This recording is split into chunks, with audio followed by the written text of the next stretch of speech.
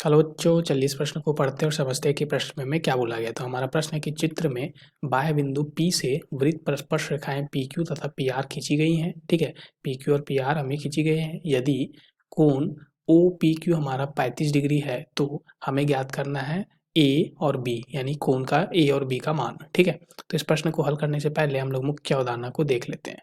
तो हम बात करते हैं सबसे पहले मुख्य अवधारणा की। ठीक है, तो मुख्य अवधारणा में अगर हम बात करें तो अगर कोई भी दो त्रिभुज है मान लो। ठीक है, दो त्रिभुज हम मान लेते हैं पहले। ये है ABC और ये हमारा है PQR। अगर यहाँ पे अगर हम बात करें तो इस त्रिभुज में अगर हमारा AB हमारा PQ के बराबर हो जाए दोनों त्रिभुज में, और फिर हमारा क्या हो जाए यहाँ पे BC जो है वो QR के बराबर, फिर हम बात करें AC जो है वो PR के बराबर, तो हम क्या बोलेंगे तब तब हम बोल पाएंगे कि जो त्रिभुज ABC है वो हमारा सर्वांग हो जाएगा त्रिभुज PQR के, ये हम बोल पाएंगे। ठीक है, तो ऐसा कुछ हम बोल पाते हैं। अब देखो यहाँ पे अगर हम बात करें तो दूसरा चीज़ हमें ये पता होना चाहिए कि यहाँ पे अगर हमारा कोई भी एक अगर हमारे यहाँ पे वृत्त है तो इस पे जो स्पर्श रेखाएं होती है, ठीक है, स्पर्श रेखाएं होती है किसी बिंदु मान लो P से स्पर्श रेखाएं हमने खींची है तो वो उनकी जो लंबाई होती है वो बराबर होती है। ठीक है, यानी कि PQ मान लो ये R मान लो तो PQ और PR दोनों बराबर होंगे। ठीक है, ये हमें पता होना चाहिए। अब इसी मुख्य अवधारणा पर आधारित हम लोग इस प्रश्न को हल करने वाले हैं। अब चलिए इस प्रश्न को यहाँ पे हल करते हैं। तो सबसे पहले अगर हम बात करें तो P बिंदु बाह्य बिंदु है, इससे हमारे वृत्त पर दो स्पर्श रेखाएं PQ और PR खींची गई है। तो यहाँ पे हम बात करेंगे चूंकि P बिंदु से P से दो स्पर्श रेखाएं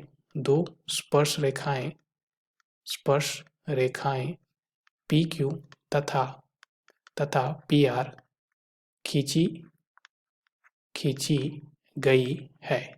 ठीक है, तो खींची गई है तो इसलिए हमारा क्या हो जाएगा PQ जो होगा वो PR के बराबर हो जाएगा। ठीक है, हमारा ये जो PQ है वो PR के बराबर हो जाएगा।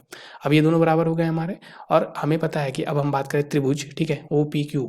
ठीक है, यहाँ पे हम बात करें त्रिभुज, चूँकि त्रिभुज हम बात करते हैं यहाँ पे P।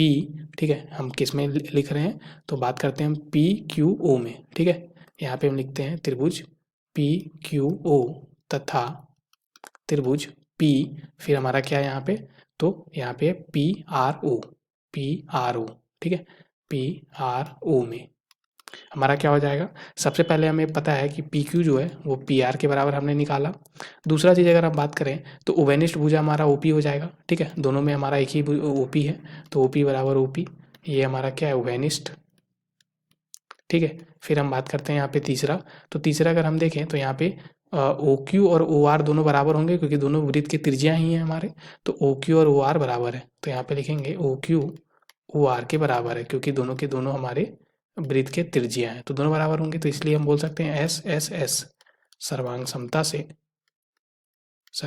समता से हम क्या लिखेंगे कि जो हमारा त्रिभुज PQO होगा सर्वांग सम हो जाएगा त्रिभुज PRO के। ठीक है, ये हम लिख पाएंगे।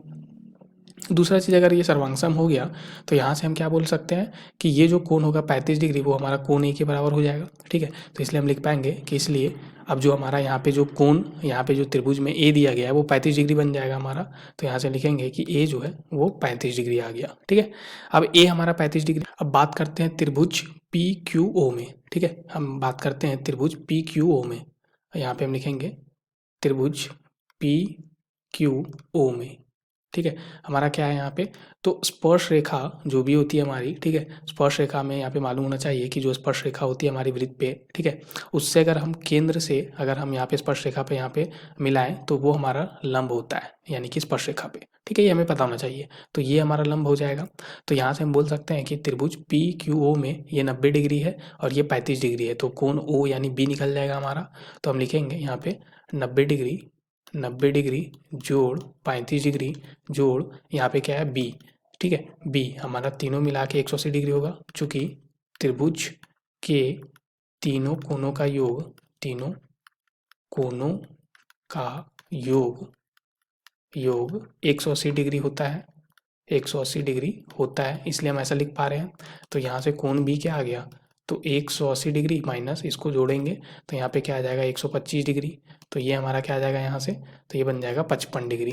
तो कोण B जो है वो हमारा क्या आ गया 55 डिग्री। ठीक है, तो कोण B 55, कोण A 35, तो अब देखते हैं हम कोण ए 35, कोण बी 55। तो दिए गए विकल्पों में दूसरा विकल्प हमारा बी विकल्प बिल्कुल सही विकल्प हो जाएगा। आशा करते हैं आपको इस प्रश्न का हल समझ में आ गया होगा। धन्यवाद बच्चों।